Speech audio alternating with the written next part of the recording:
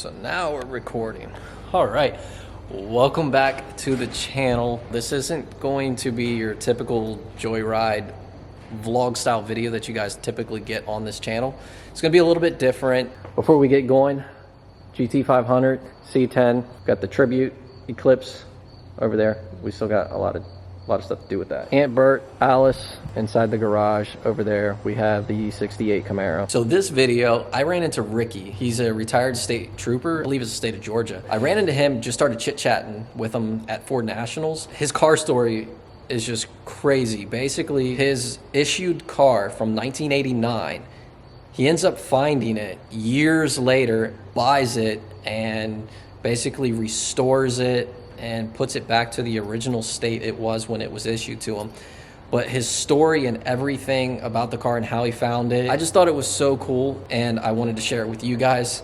So I'm gonna let Ricky tell you guys the story himself. I'm new, come back better than last year. It's a new me, never gonna look back. I'm never gonna look back. We got the Georgia, Missouri, Minnesota, Florida, and then there's some unmarks up towards the front. You don't hardly ever get to do this. Meet the actual state trooper that drove the car back in the day and then get that out of my hand there. Oh, oh, was it a beer? No. Oh, okay. No. He's off duty, sir. Okay, he's off duty, so it's good. Basically, this car was issued to me May 7th of 1989. It was replaced after an accident with an 88 with a dog that actually got trapped under the car and picked the car off the ground, left the roadway, and it was damaged bad enough that the department feared it might not be safe at high speeds. So I was issued this 89. It was turned in at 110 miles, 110,000 miles, and it was auctioned off, price of $800. Oh wow. There was a dealership in Chatsworth, Georgia that bought 8 or 10 of these things at a time, and at the time they were robbing the motors and transmissions out of them and rear ends and then crushing them. The man had a Mustang shop, he'd done a lot of specialty work, so he needed the parts. But then they realized all they had to do was rinse them off and put them out there for sale sign and sell them for about 3 times more money than they were making off of them, the parts. And one of his employees, they had a race team, Mathis Racing. They had dirt track cars at the time. One of them wanted to get into drag racing. He sold this car to one of his employees, and it was used for a drag racer for 10 to 12 years. And it was stripped down to his shell. His health went bad, and he sold the car. It floated around northeast Georgia for about another 100,000 miles. Wound up in a collection in Rockmart. A guy named Bobby Edwards actually had 7 of them. And he had my 88 and my 89, and he had 2 89s, and this car was really in poor condition, so he sold this car to me. It was not show worthy in any form, shape, or fashion. I bought it really cheap. I knew there was a lot of work to be done to it, and a friend of mine, Mike Medley, was a certified Ford mechanic and loved Mustang, and he also had one of these SSP. Between me and him, we brought it to where it is now. Basically, there was just a motor and a battery under here. You know, there was so much missing. Wiring was gone. The back deck had been cut out with a torch.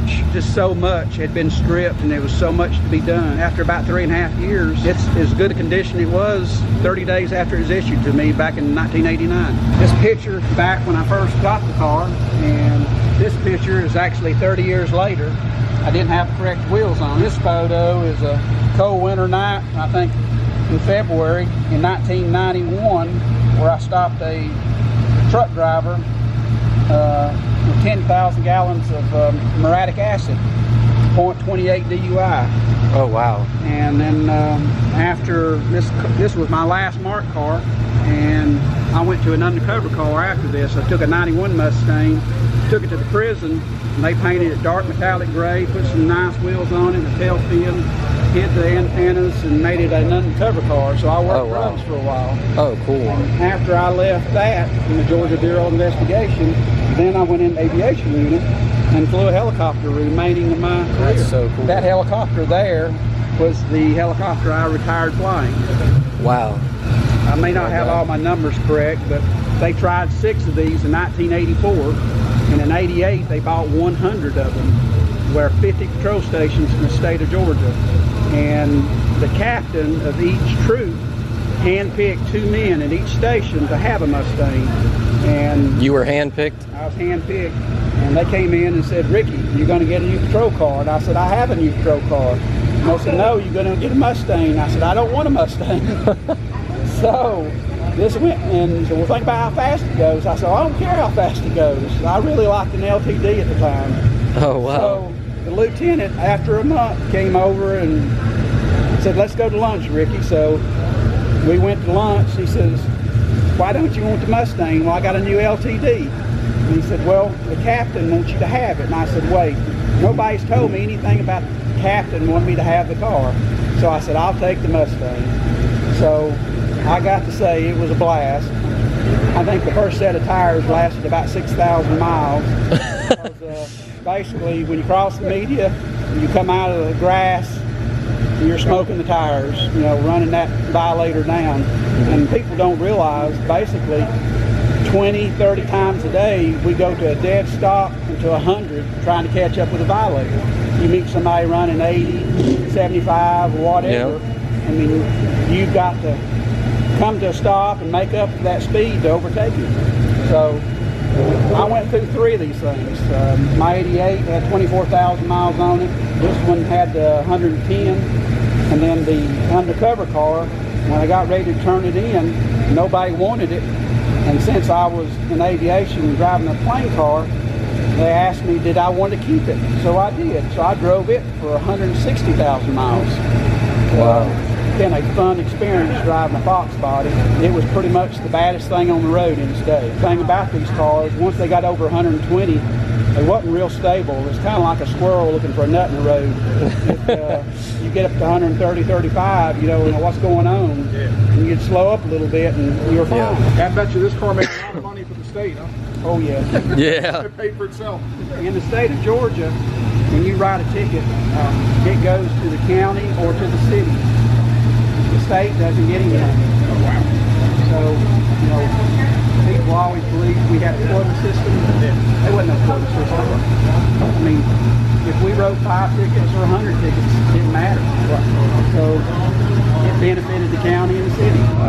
Another major cool factor about this particular car is when a trooper gets another vehicle, you strip all your equipment out to transfer it to another vehicle.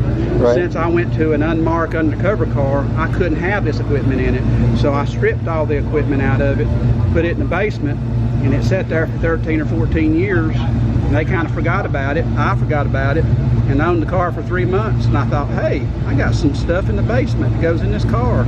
And you put it right back in. So all this equipment except for the radar, and that is a, you know, I did put the exact radio back in. The guy gave that to me. Somebody gave me the radar, same model radar that I had, and I went down to Florida and picked up this Wheeling Light because that's the exact same model that we used to run. But as far as the fire extinguisher, ticket book, all this stuff, equipment, and back in the trunk, nightstick, that is all the original equipment that was in this car. Got my $10,100 flashlights over there. You say your $10,100 flashlight? Yeah, the state paid $100 for it, and then the state attorney general's office paid $10,000 to the guy I bumped in the head with it.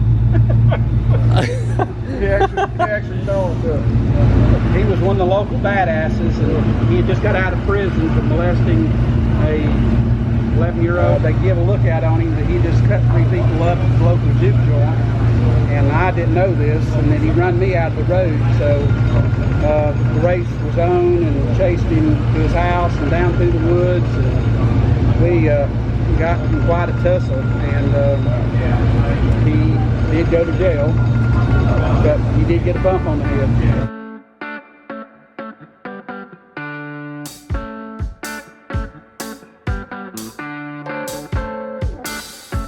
What? I recognize my problem. Yeah, but you're not gonna do anything I'm not about gonna that one. Anyways, we're gonna bring this video to a wrap, and I guess we will see you guys in the next video. Peace.